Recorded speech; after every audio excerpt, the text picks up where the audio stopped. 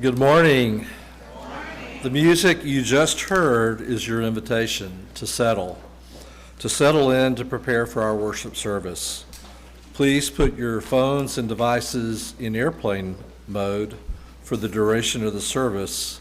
This keeps them quiet and helps us provide a higher quality stream for our siblings attending virtually.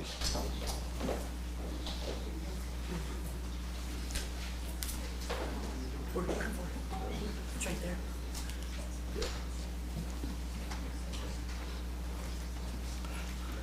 I've been out for a little while and I didn't recognize the ring bowl.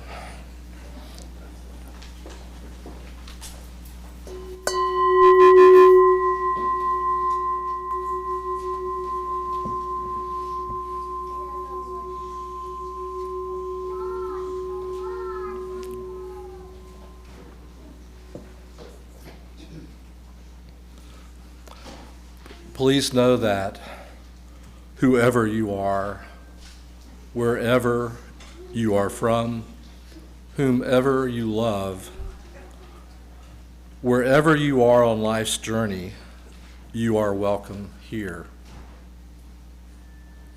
Good morning. Welcome to San Gabriel Unitarian Universalist Fellowship. Whether you are here in the sanctuary or watching at home, whether you are with us for the first time or the 1,000th, we are glad you're here. My name is Jeff Nobles, and my pronouns are he and him. And I'm honored to serve as your lay leader this morning. I grew up in the Deep South in a fundamentalist Baptist church where the church's doctrine was in many ways based on fear of hell and hatred of black people. As an adult, I've avoided those types of churches, and I'm very happy that the doctrine of this church is love. San Gabriel is a member congregation of the Unitarian Universalist Association. We are part of a movement working for a just, peaceful, and sustainable world. Sustaining each other here in community is one part of that work.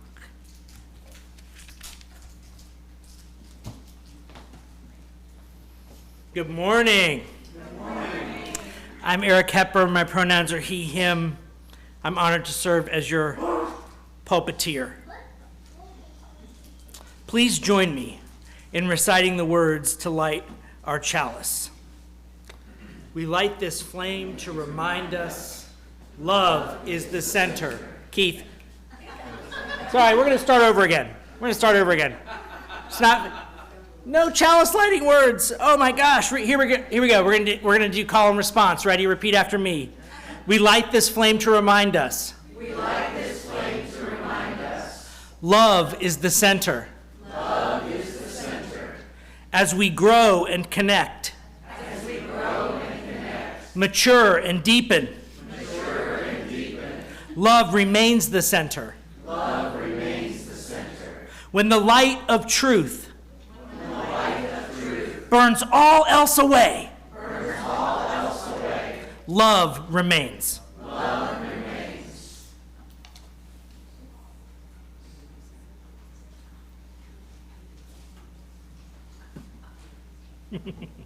I kind of like that. Because usually it feels a little muddy. All right, I just spinning in my head already. We're not even started. I haven't even got to bullet point number 4 yet. I am a silly boss. Thank you. I love that. Let us greet this day in song. Our opening hymn is "Where is Our Holy Church?" It's number 113 in the Grace hymnal. We're going to sing the first, third, and fifth verses. Lyrics will be projected, rise in body or spirit. The choir is going to sing the first verse and invite you to join in on the second so you can hear what it sounds like.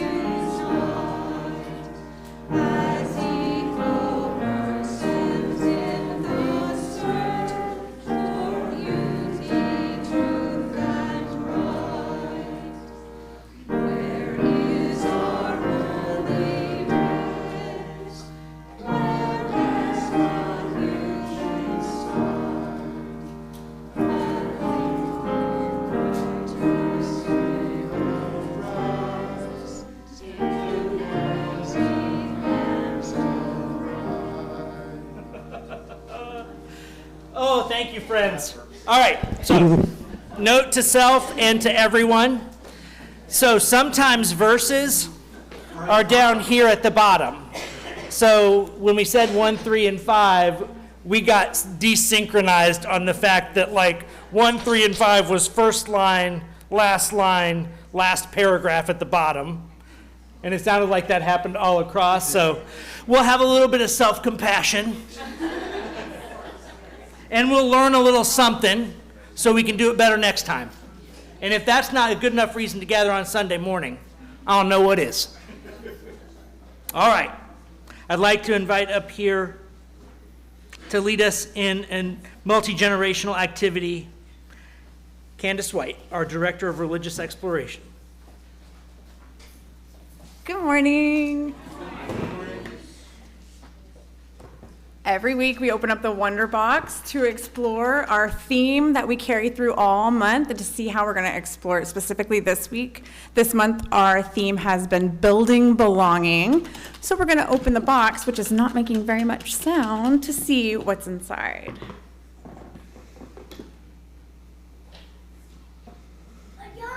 It is a yarn ball. It could be for kitties. Kitties love yarn balls, you're right.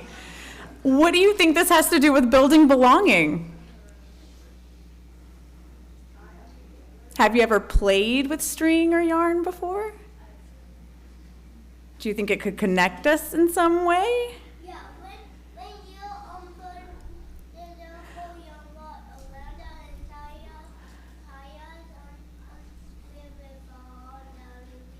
You could. If you wrap the yarn around you and then try to move, you could fall and get hurt. So let's not do that. That's good. That's a good plan. We got to stay safe. But today we are exploring how we build belonging by noticing something very special, the interdependent web. That means everything is connected. People, animals, trees, rivers, air, even this yarn.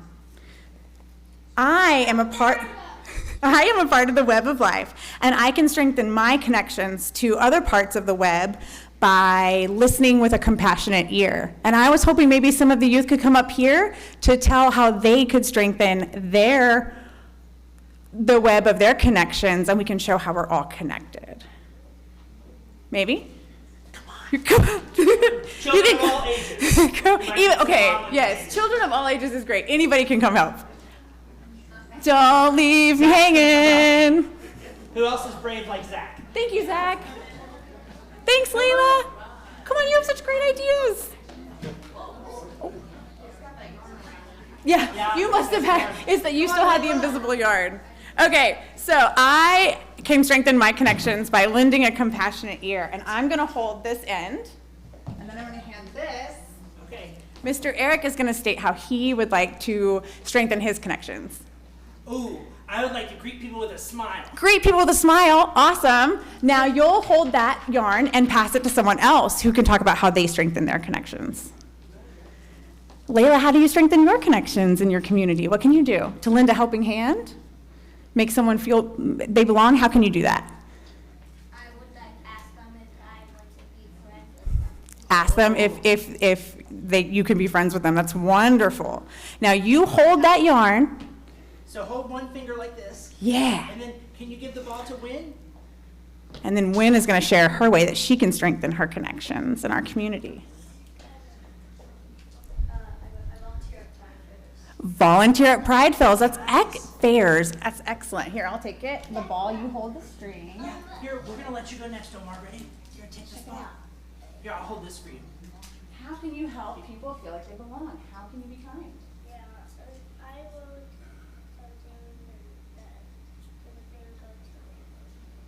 You're going to invite, you wrote something down so they can go to your birthday, like a birthday invitation? Awesome. Nice. Omar's going to invite people to his birthday, which is great. And look, we're all connected, and it makes a what? What does it make? Oh, we forgot Zach. Zach was so brave to come up here, and I almost forgot. I'm so sorry. Zach, how can you help strengthen connections? By remembering to email people back. I changed mine to that, too.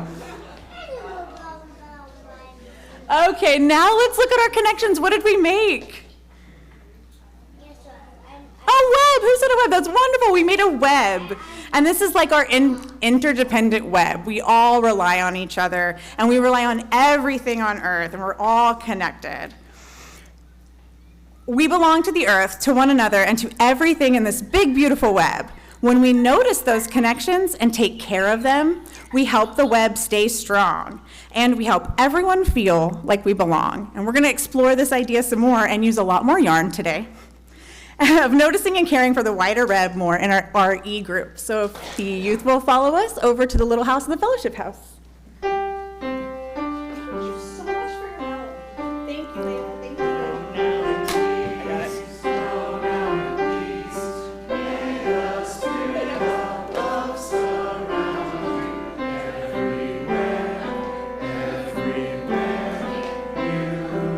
Thank you. Put the box over there.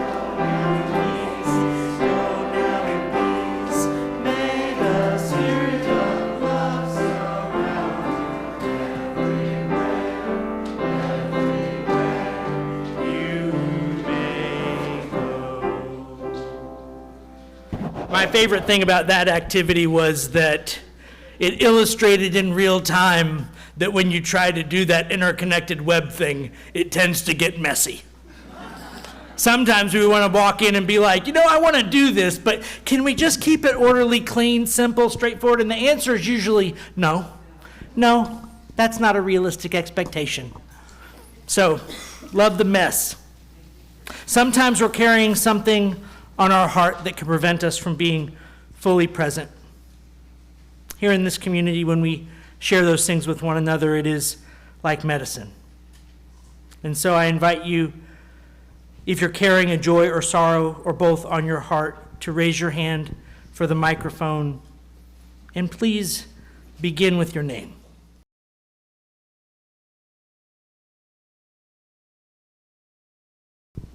Thank you for sharing.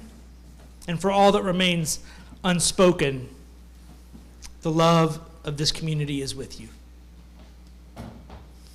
So I promised you that we would take a moment to talk about what's in the news after Joys and Sorrows each week.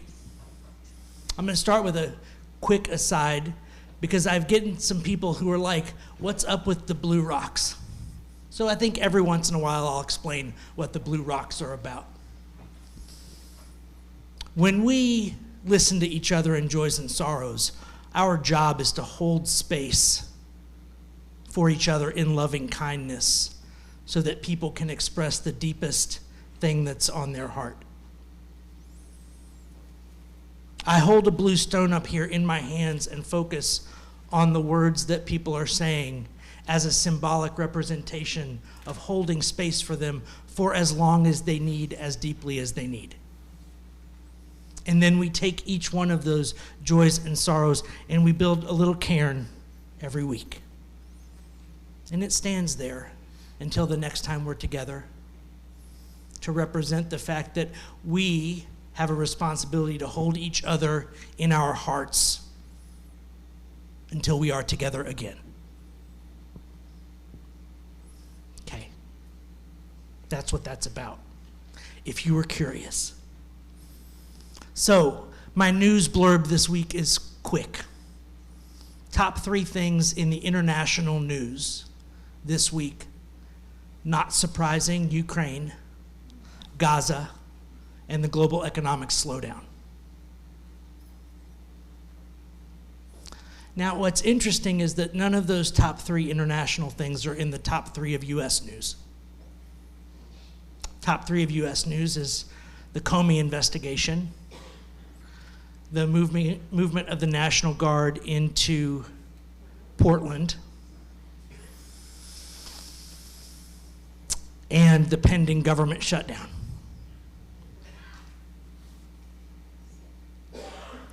It's interesting to me for one reason. I think our American exceptionalism leads us to be very culturally egocentric. We think that whatever's going on with us, or our view on things, or our take on things, is the take of the whole world. So here's your wake-up call. The United States of America and its people represent 4%. of the human beings in this world. 4. Don't we act like we're 40? Or 80? Or 96? 4. Just want to let that sink in as you think about American exceptionalism, to think about the fact that we are 4%, and that is an invitation to some much needed humility. And that's our news for the day.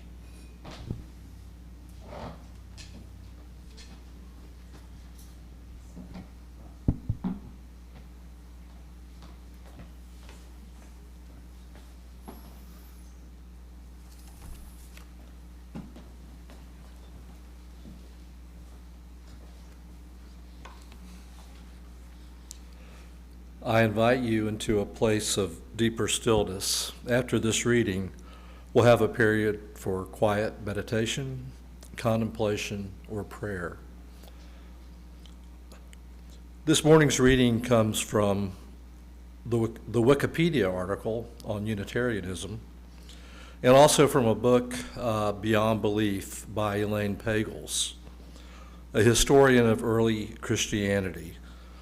Pagels does not consider herself an Orthodox Christian, but in Beyond Belief, she wrote about how her young son's terminal illness led her to a relationship with a Christian church in New York City, where she, on a Sunday morning, was out for a jog and heard music coming from inside.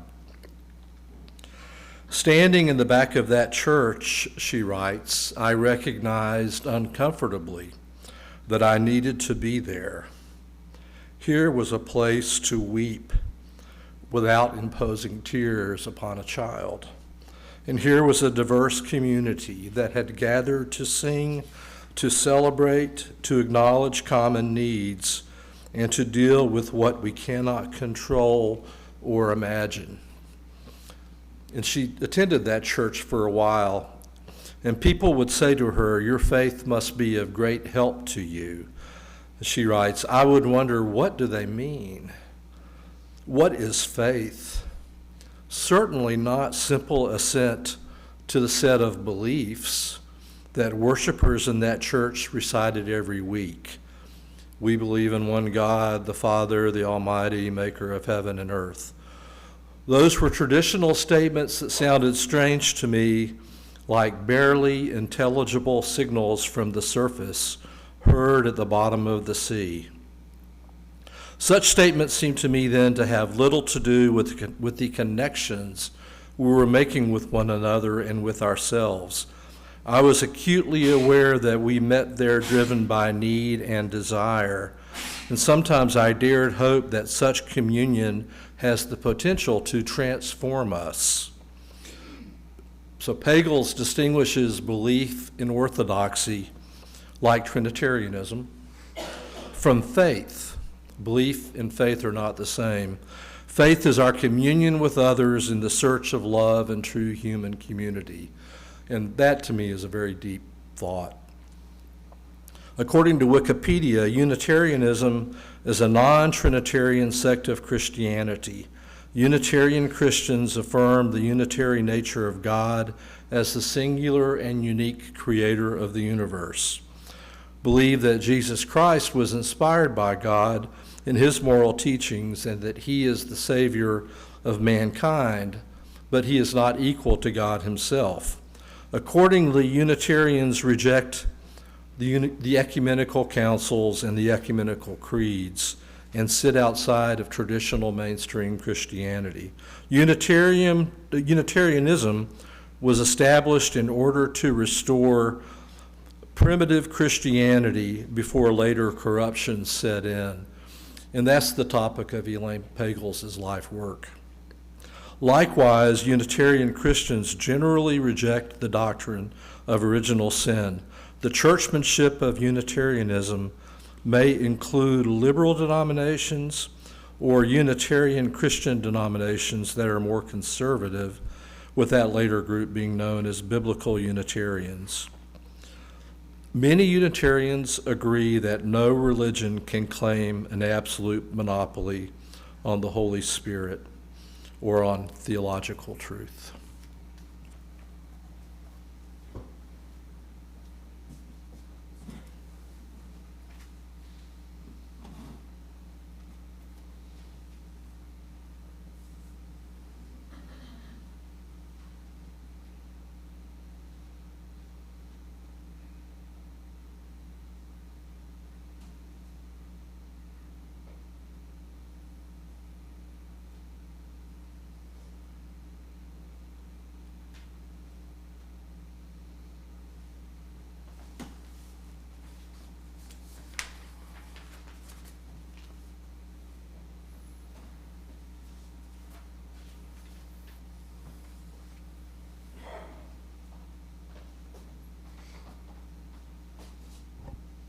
I'm going to stand up there in a minute and preach at you. I promise. I'm going to start it right here, though, because I think I owe you the story that resulted in us having this conversation today. Like, why are we talking about this? So as many of you know, a few months back in the spring, we built a float, and we went out to the Poppy Festival, and we had a big parade float. Had a wonderful time, had our yellow shirts on, we were handing out wildflower seeds, having a great time. This happened at that parade. So my wife and my sister and brother-in-law were in town, so they were not on the float with us, but they were in the crowd with their yellow Side with Love shirts. I borrowed extras so that my brother and sister-in-law would have one to wear. So they're out in the crowd with their yellow Side with Love shirts. And the float had passed by, and the joyous music and the handing out of flowers had faded into the distance, and a woman walks up to my wife and says, "What church is that? They look like they were having so much fun." And my wife said, "Oh, it's the San Gabriel Unitarian Universalist Fellowship. They're right up there, across from the college."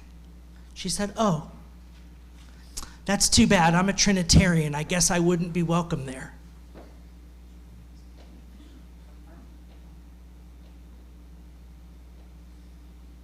My wife didn't know what to say. When she told me this story when she got home, I wasn't sure what to say. So I did some research. I did some reflection, and that's what we're going to talk about today.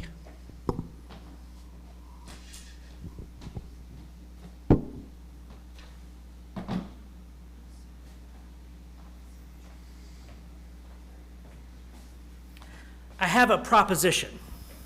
I'm going to say it multiple times during the service as if I were a wayward college professor.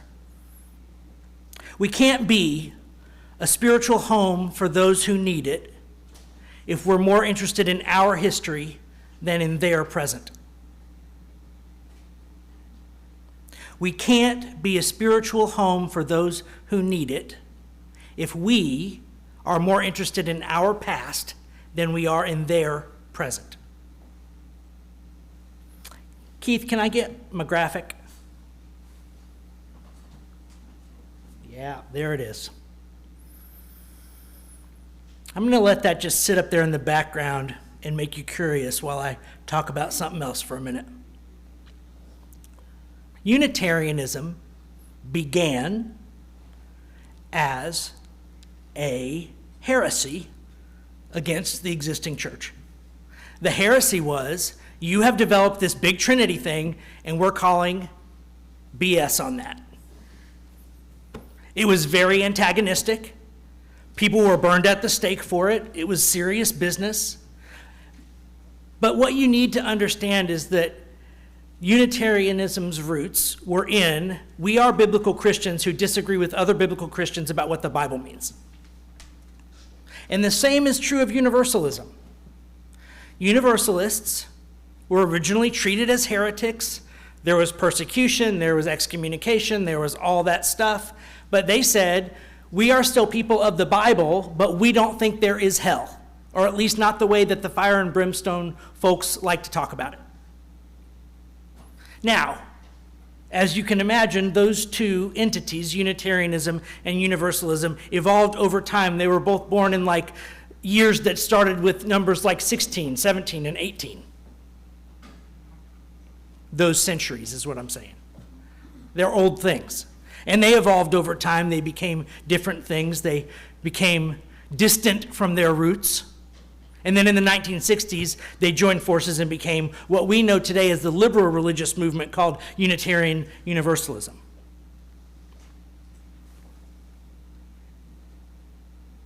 That's us. We are the next to the smallest slice on this pie.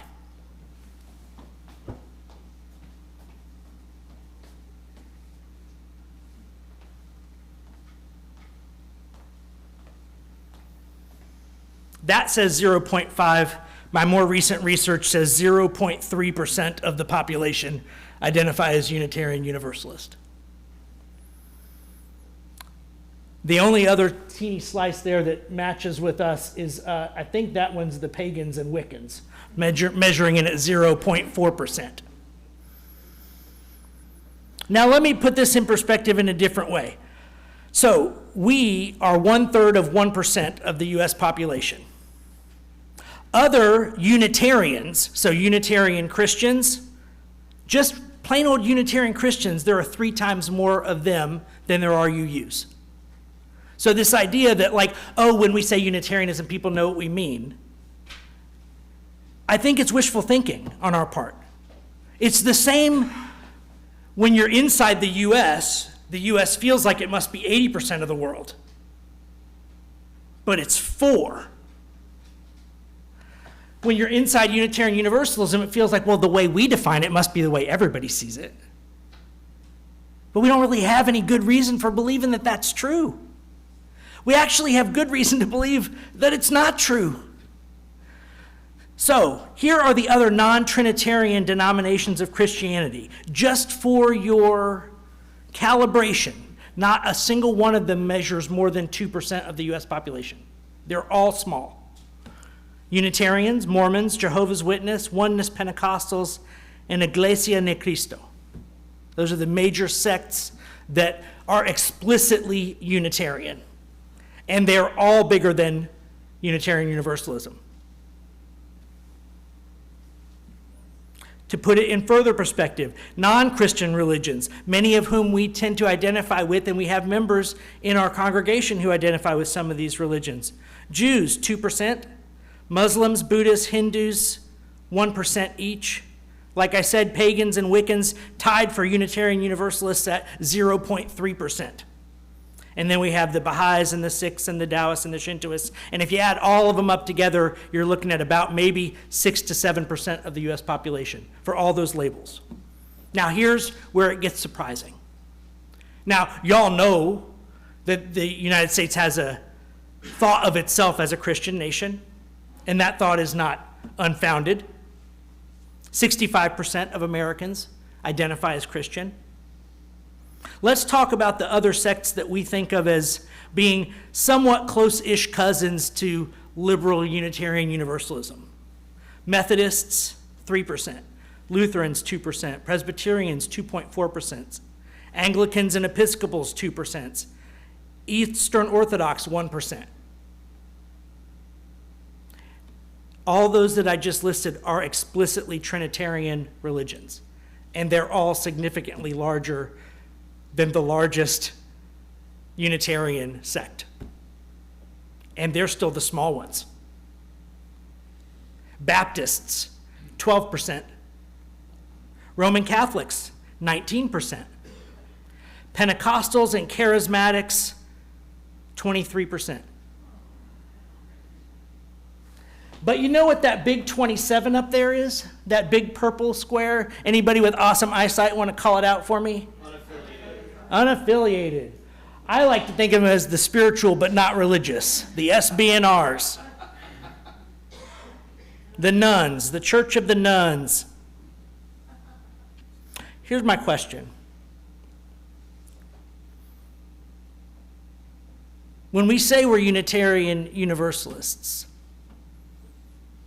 how many of the people on this wheel do we make feel like they might not be welcome here? And is that what we want? I don't know. I got a metaphor for you. We'll see if it makes sense to you. How far down a hiking trail could you get if you were unwilling to get out of sight of the start of the trail marker?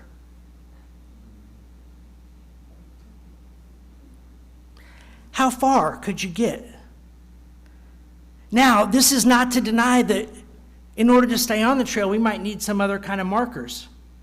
I think we spent a lot of time talking about this little red wheel here, about love at the center and about those 6 values around it. I hope I compelled you that I think those are trail markers worth keeping. They're the thing that's showing us the next leg of our trail. But I get curious about whether these labels we cling to are helping us in the journey that I know we all want. We know that we want more love and compassion in the world. We know that what we do here is the best attempt we can make at modeling that and practicing it with each other and welcoming others into that circle of care. And I just get curious if our labels and our identities and our history get in our way. And I don't just get curious about it about church. I get curious about it about our politics as well, as I suggested in our moment for the news about how we tend to be kind of self-centered as Americans in the way that we think and show up and present in the world.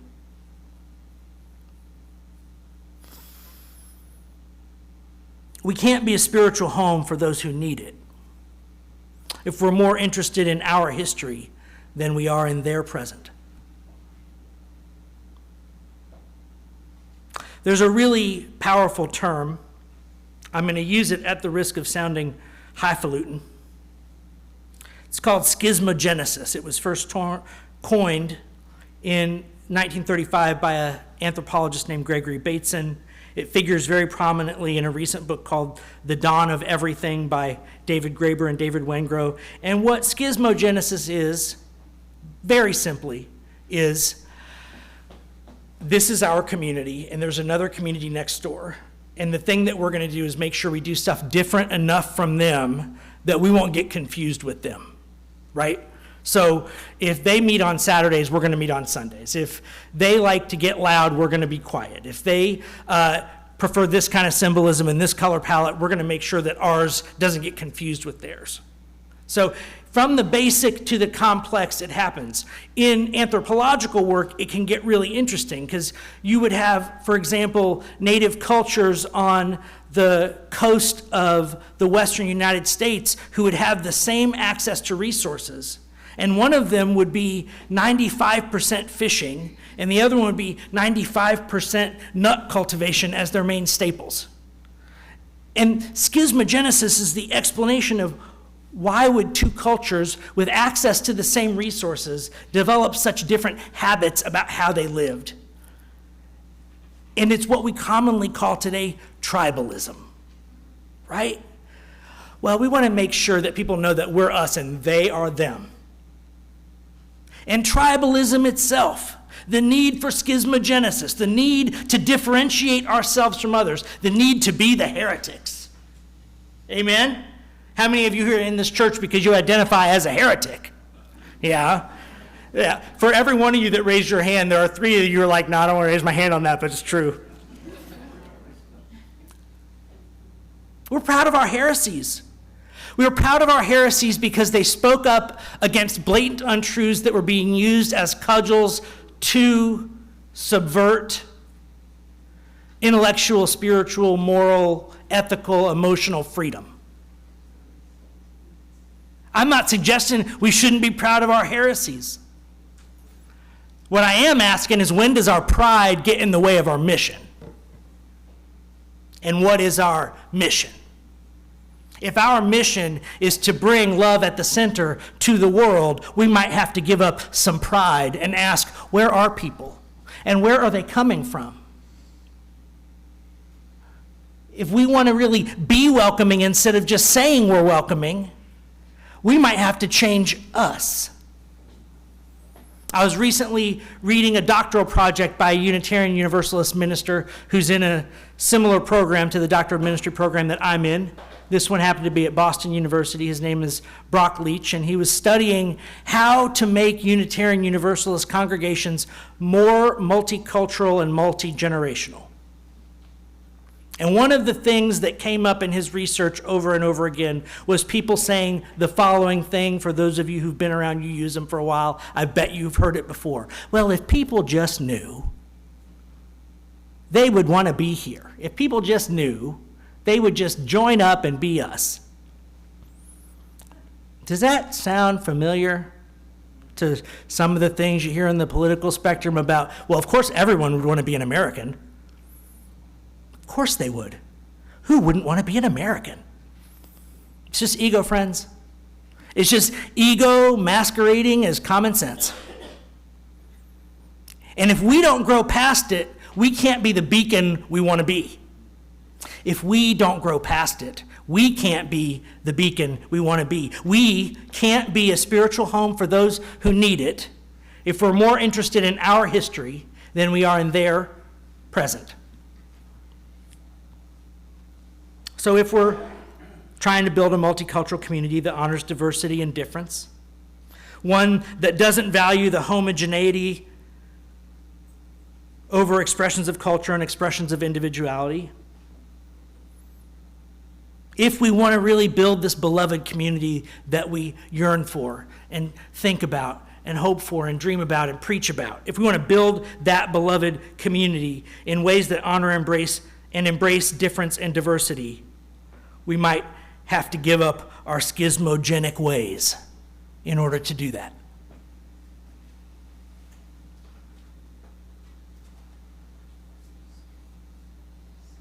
And I know, well, maybe no is not the right word. I have a deep suspicion.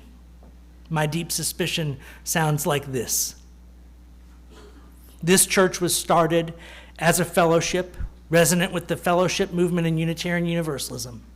It began meeting in the houses of retired folk in Sun City.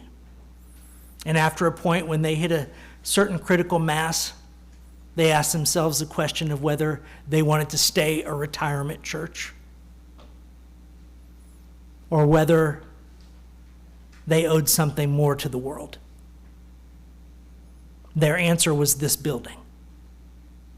Their answer was, we don't want to just be a group of retirees who meets in our clubhouse adjacent to the golf course, and we cycle retirees in and out of our little community, and we're just satisfied with that. They said, no, we want children in our congregation. We want young people and college students and middle-of-life people and young parents and medium parents and old parents and young single people and old single people. And we want the spectrum of humanity inside our walls, and we want to serve this larger community of Georgetown that we love.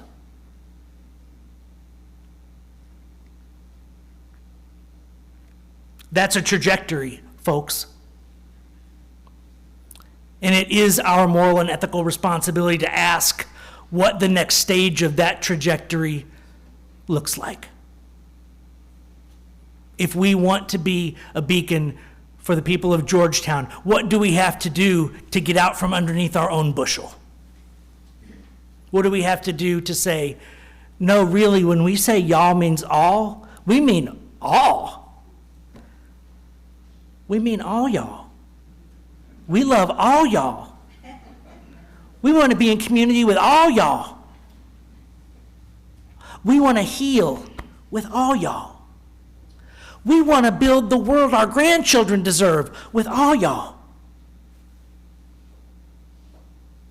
We can't be a spiritual home for those who need it if we're more interested in our history than we are in their present. Amen.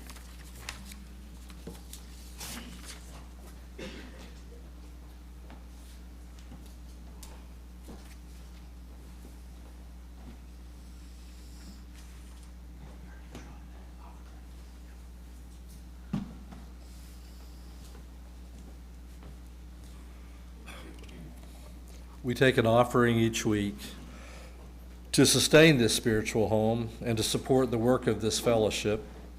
If you are visiting, we invite you to fill out a visitor card, which you can put in the plate or return to the visitor table in the back. For offertory music, we have It Is Well With My Soul and Moonlight Sonata performed by Gene Olson. The offering will now be gratefully received. Thank you.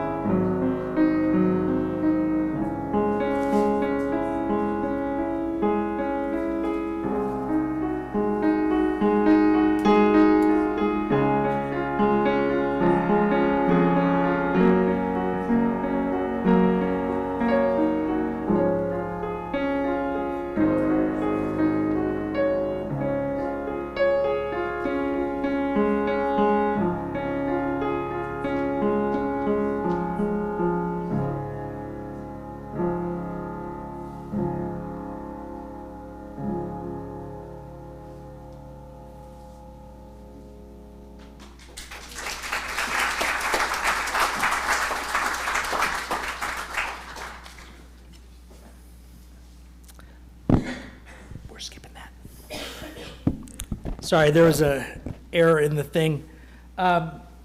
Based on feedback, we're not going to be doing reflections and gratitudes anymore for a little while.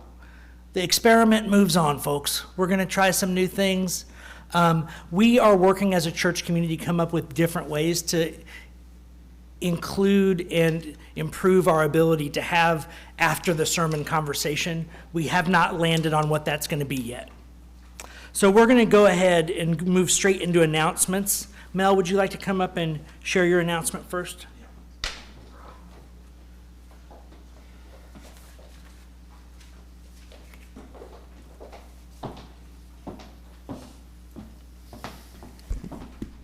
Good morning.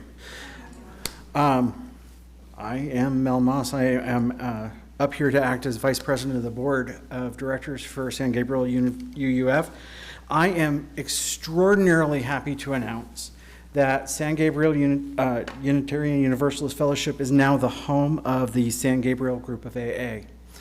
We secured I heard some.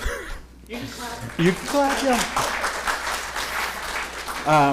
They signed the building use agreement with us yesterday. So we will be hosting several recovery meetings per week. Please see the online calendar for more details about when those meetings are held.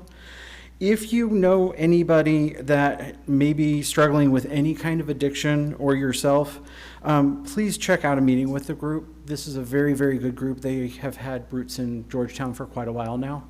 And if you're not comfortable checking out a meeting with that group alone, please feel free to see me privately. I'm more than happy to talk to you and even attend a meeting with you if that's something that you want to do. Now, may I stand up and say thank you to the congregation? Thank y'all for members of staff, officers, and thank y'all so much.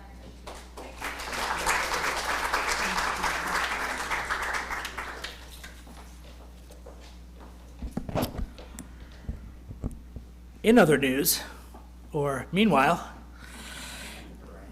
the Texas Abuse Hotline, if you or anyone else becomes aware of, especially as a witness, possible child abuse or neglect, please feel free to call the Texas Abuse Hotline at 1-800-252-5400. They operate 24/7. If you have recently moved or need to register to vote at your current address, Don Goodall and Keith Hutchinson will be registering voters after the service today in the back of the sanctuary, and again next week. Monday, October 6th is the last day to register to be eligible for the November 4th election. If you requested a name tag at the table in the front, it is right there in front of the text station on the table. Friends, you will not want to miss next week's service. Tell your neighbors, tell your friends, tell your companions in spirit, old and new. We're going to have a special announcement, and I'm going to unveil our revised order of service for the coming worship year with new language, ritual, and liturgy. It's been weeks of dedicated work, and I am deeply excited to share it with you. As part of that, starting next Sunday, we're going to be using a new announcement process to keep worship flowing and everyone informed. If you'd like something read from the pulpit, email pulpiteer@sangabrieluu.org by 5 p.m. on the Friday before the service. Similarly, items for our weekly messenger, which goes out on Thursdays, get sent to admin@sangabrieluu.org by 5 p.m. on Wednesdays. So, no more cards in the back starting next week. If you want something read from the pulpit, email me by Friday.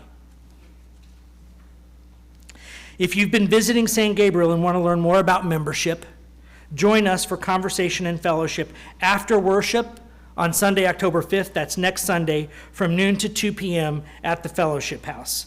Sign-up sheets are at the welcome table, and childcare will be available if you need it. After the service today, we're going to have lay leader training. That's what our good friend Jeff is doing today. If that sounds at all interesting to you, please hang out after service. We're going to get together from about 12 to 1 p.m. We're going to go through training. Showing up to training is not an obligation to do it. You still get to sign up. But if you're curious and or interested, please feel welcome to come to the lay leader training after church today.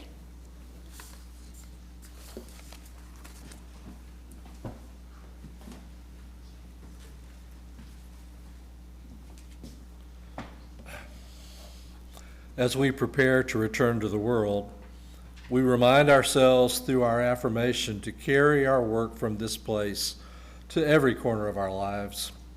Please join me in the call and response. Love is the doctrine of this church. We are here to love. The quest of truth is its sacrament. We are here to learn. Service is its prayer. We are here to care for others. To dwell together in peace. We are here to live in peace. And to seek knowledge in freedom. We are here to honor our differences. To serve humanity in fellowship. We are all connected in spirit. To the end that all souls shall grow in harmony with the divine. We are here to grow. Thus do we covenant with one another.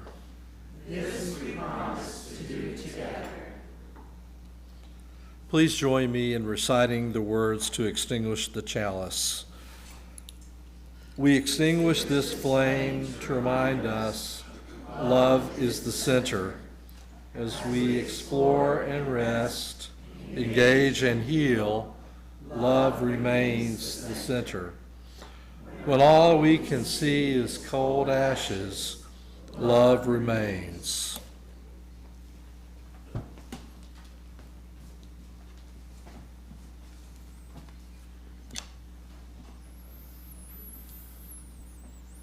If you count God as zero, if you're an atheist or an agnostic, you're welcome here. If you count God as one, if you're a Unitarian, you're welcome here. If you count God as I, also known as the square root of -1, you're welcome here. If you count God as 3, if you're a Trinitarian, you're welcome here. If you count God in the hundreds, as the Hindus do, you're welcome here. If you count God in the thousands or the millions, as many of our earth-based practitioners and Wiccans and pagans do, you're welcome here. We don't care how many pieces you want to cut God up into, because we're all one together. Amen.